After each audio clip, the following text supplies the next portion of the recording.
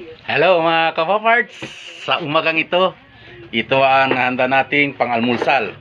Of course, andito salad na lapuhang talbos ng kamote. Tigman natin, hugasan na yung kamote. Napakasarap. Siyempre, pinobre-pobre lang. Ito talaga ang masarap sa umaga. Pritong isdang tuyo, tamban. Ayan. At maraming kanin. Bahaw. Tostado. Pero ang kukunin natin dito ay isang scoop lang.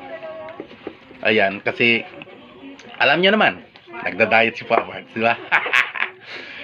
So, kararating lang natin galing sa trabaho, night shift tayo. Pagdating dito, diretso sa backyard, nag-harvest ng talbos ng kamote. And then, at ayun, luto na. Maraming sibuyas, Napakabango kasi nandyan ang kalamansi na may luya. I-imagine niyo na ang lasa, di ba? Ayun na. Let's do it. Asawa ko dyan, palibod-libod lang, ayaw pa niya kumain.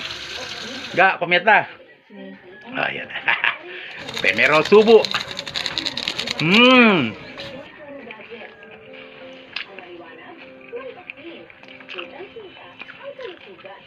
Patya sweng na ngayon. Ayan. Dapat lang talaga yung galay ng kamote, yung talbos na kamote ay hindi siya overcook. Hindi siya malata, hindi din siya hilaw. Para masarap. Yung lutong-lutong pa siya. Ayan, makita nyo na yung mukha niya. Napakasarap pa. Tapos haluan natin ng kunting tuyong isda. Napaka the best na ang umaga. May kamatis yan, mga kapaparts. Talbos ng kamote. So, sa susunod, thank you for sharing. Itong presko, di ba? Himay-himay.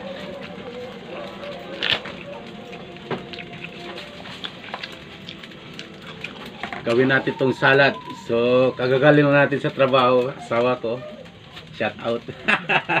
Nagluto din siya ng pag-almusal natin kanin.